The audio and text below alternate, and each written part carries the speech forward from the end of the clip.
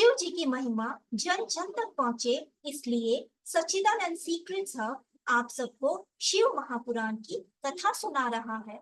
आप भी अगर शिव भक्त है तो किसी शिव भक्त को इस वीडियो को शेयर कर शिव जी और माता जी की कृपा के पात्र बने। हर हर महादेव। सूत जी ऋषिगण से बोले, अब हमें स्वर्ग और नरक को भेजने वाले धर्म अधर्म का विवेचन करके बताइए। साथ ही हमें उस सदाचार का वर्णन भी बताइए जिससे धर्म और अधर्म को जीता जा सके। सूत जी बोले, हे ऋषियों, चारों वर्णों के मनुष्यों को चाहिए कि वे सूर्योदय से पहले उठकर अपने इष्ट देव का ध्यान करें। पूर्व दिशा की ओर मुख करके बैठने से उत्तम फल प्राप्त होता है। उषा काल में शौच से निवृत्त होकर दातुन करके स्नान करें। नदी में कमर तक या कंठ तक खड़े होकर स्नान करना चाहिए। घुटने तक के जल में स्नान करना पड़े तो मंत्र बोलकर स्नान करना चाहिए। इसके पश्चात तीर्थ के जल से वहां के देवों और अपने इष्ट देवों को संतुष्ट करें। वस्त्र पहनकर पितरों का तर्पण करें। आचमन संध्या उपासना करके गायत्री का जाप करें। तीनों समय प्रातः दोपहर और सायंकाल के में संध्या करें। सायंकाल की संध्या पश्चिम की ओर मुख करके करें। उंगलियों के छिद्रों से सूर्य को अस्त होता हुआ देखे। प्रदक्षिणा कर शुद्ध आचमन करें। अपनी आमदनी के 3 भाग करके खर्च करें। धर्म, वृद्धि तथा भोग धर्म से चित्त को बढ़ावे। बचत का कोष नियत करे। थोड़े में भी निर्वाह करने की आदत डाले। ऋषि कर्म के धन में से 10वां भाग दान करे। व्यापार के धन में से 6ठा भाग दान करे। यथाशक्ति याचकों को दान करे।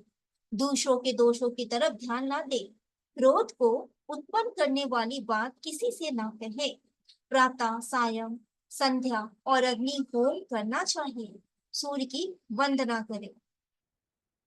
ऋषियों ने सूत जी से कहा, अब आप अग्नि यज्ञ, देव यज्ञ, ब्रह्म यज्ञ, गुरु पूजा तथा ब्रह्मा तृप्ति को कर्म से बताएं। सूत जी ने बताया, अग्नि में द्रव्य युक्त हवन करना ही अग्नि यज्ञ कहलाता है। अग्नि यज्ञ कई प्रकार के हैं। एक तो अग्नि में समिधा द्वारा हवन करना, दूसरा विवाह होने तक ब्रह्मचर्य व्रत का पालन करना भी अग्नि यज्ञ है। विवाह के बाद सुबह शाम हवन करना चाहिए। वनवासी व्यक्ति अपनी आत्मा में ही अग्नि आरोपण करके प्रातः एवं सायंकाल सूक्ष्म भोजन के द्वारा ही अग्नि यज्ञ कर लेते हैं।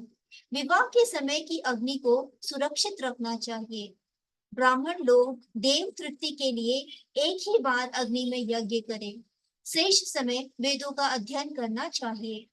भगवान शिव ने प्रारंभ में रविवार को बनाया, फिर सप्ताह के शेष 6 दिनों को बनाया। प्रत्येक दिन की पूजा तथा फल भी नियत किए।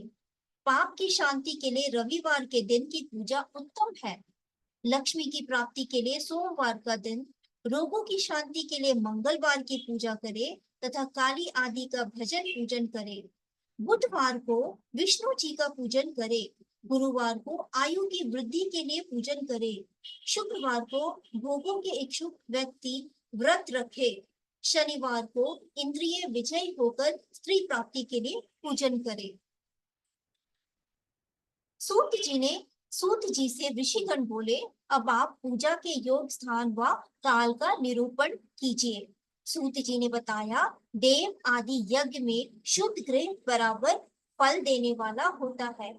उससे 10 गुणों गांवों को बांधने वाली जगह, उससे 10 गुना जल का किनारा, उससे 10 गुना बेल वृक्ष, पीपल की जड़, गंगा, गोदावरी, कावेरी कही गई है। इनका तट परम उत्तम होता है। उसे 10 गुना पर्वत की चोटी पर होता है। सबसे उत्तम तो वह जगह है जहां पर मन रम जाए।